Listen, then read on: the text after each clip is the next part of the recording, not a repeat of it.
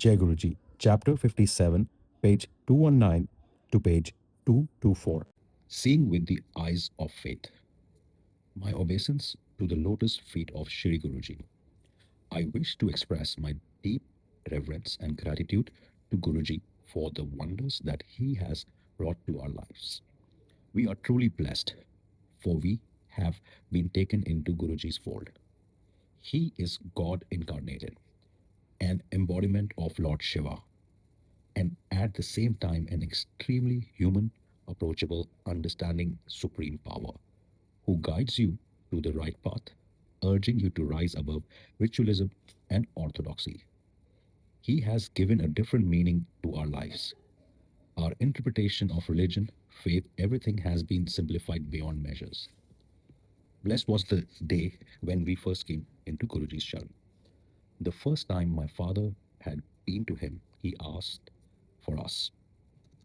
He knew where my husband was posted and that our daughter Aditi had problem, the rubella syndrome. This was April of 1995. I was delighted. I had contracted German measles in my first trimester.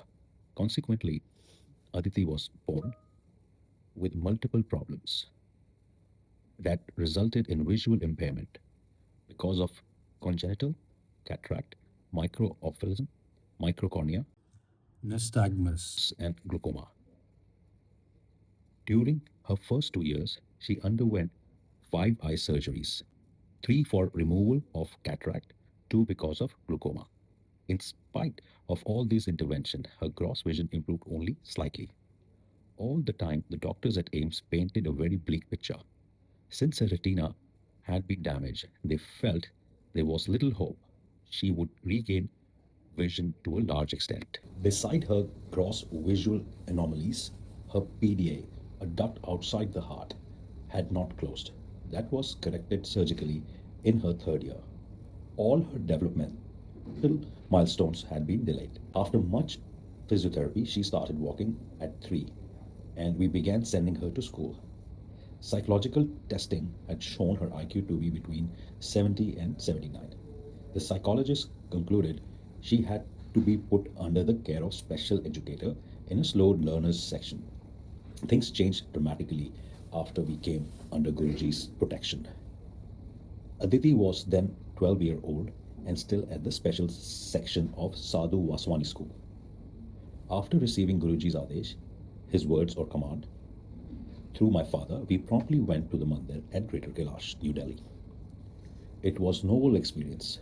We had never seen such a flashy, flamboyant guru. Guruji kept asking us to come back on specific days. On our fifth visit, he asked Aditi to start doing Surya Namaskar early in the mornings and have a glass of milk mixed with peanuts and mishri that he had specially blessed. She has to follow the instructions for 51 days. On the 21st day, she said she could see better. We were ecstatic. You cannot imagine what joy and comfort this provided to our anguished souls. Soon Guruji left for Chandigarh, where he remained for next 3 years. Twice we went to ask him to do something more for our daughter. He told us that he would do so after he returned to Delhi. On the Baisakhi day in 1998, I was thrilled beyond measure. Guruji was on the phone. He asked us to come to the mandir at Sultanpur. Empire Estate is in this locality. In the evening, thereafter, I started urging him to do something more for Aditi. He did. In his own fashion, Guruji first came to our home in June 1998. With very next morning, we were excited no end. Aditi could overnight read fine newspaper print. She could read her class 10 textbook with their abominable small print, which only a week ago she could not. If this is not divine intervention, what is? This miracle could have been wrought only by God Himself. Since then, there has been no turning back. All of Aditi's biological parameters have picked up. She cleared her class 10 and 12 in the first division. and also in her first year of BA in social work. She is now continuing her graduate studies. We could not have imagined 13 years ago that she'd achieve all this. With Guruji's divine blessing, Aditi has come a long way. Not only has her vision, both distinct and close, picked up, but her learning power has also increased tremendously. There is a frequent improvement in her vision. At an eye test last year, in 2007, we found she could read one more line in the eye testing chart. Aditi is now a confident youngster with supreme faith in Guruji. All this has meant a lot to us. From constant worries, anguish, and brooding about her future, I have shed all my fear and am convinced that he will take care of her. I am now more at peace with the world and have stopped asking why me. Why with my first child? Guruji has not only changed our lives, but also given us courage and strength to face problems more bravely. Faith in him has led us to trust that he is looking after our affairs and that nothing can go wrong. Cheating death thrice. Guruji's blessing have extended to rest of the family also. He has saved my husband's life thrice from fatal mishaps. Once in a head-on collision with an Ashok Leyland truck, which left his taxi so battered that those who saw it presume that the passenger inside must have been killed. Moments before the accident, he had dozed off, yet came out unscratched, with only a chipped tooth and a couple of stitches near his eyebrow and upper chin. Interestingly, he had offered Jal an elaborate puja at a Shiv mandir in Wrangle before starting on his tour, something which he normally does not do, especially on official tour. But then, don't we say Guruji is Shivji? Then, on 13 December 2001, when terrorists attacked Parliament House, my husband was the last one to get safely in the nick of time. Seconds after he entered the building, shots rang out, and the guard who had ushered him in was shot dead. Guruji was surely looking after my husband. The third narrow encounter was with a leopard. On the Srinagar golf course, my husband had foolishly decided to take a walk after dark. Around a bend, he thought he saw a dog just a few feet away. Surprised, he wondered how a dog could have got inside a heavily guarded golf course. Suddenly, the animal seemed to take a keen interest in him and advanced towards him. To his horror, he realized that it was a full grown leopard, swishing its tail. He was rooted to the spot. Unbelievably, he merely shooed it away, and the leopard obeyed. Inexplicably, the leopard did not follow my husband when he tried to walk away.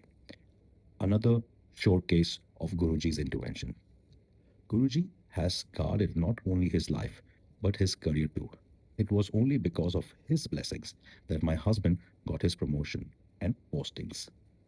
In spite of an impeccable record, the odds were against him. But for Guruji, he would not have been empaneled as secretary or got a prestigious posting in Srinagar before coming back to Delhi. In 1997, my son, who was riding pillion on motorbike without a helmet, was knocked down by a speeding car. Anything could have happened from whiplash injury to paralytic fate of Christopher Reeves or worse. Miraculously, he had no major injury. Guruji had come to our rescue. When my son was fit enough, he went to Guruji, who told him that he had given him a new life. Betel leaves cure bronchial spasm. I have also not been excluded from his blessings. For 20 years, I had suffered from asthmatic attacks and was often put on steroids. I was always asking Guruji to bless my children, but never mentioned my problem. 3 years ago, I suddenly realized that the acute bronchial spasm had disappeared. Guruji told me that he had taken me off steroids, which is true because I have not needed them ever since. Also, of 3 consecutive summers, I would get low grade fever, which persisted for 6 months and left me drained. The blood test showed a high count indicative of either cancer or TB. Doctors suggested all kind of tests. My husband mentioned the health problem to Guruji, who asked me to put betel leaves that he had blessed on my head every night and sleep. Within days, my fever disappeared, never to reoccur. Dream darshans. I can go on endlessly about Guruji's blessing on the family. He has cured both my parents of cancer. My father had gone to him in 1995 after his cancer surgery. In his case, cancer has not recurred after there have been several unfortunate cases in the family. My mother did not require chemotherapy after her surgery, during which she recalls she felt Guruji holding her hand throughout during the darshan.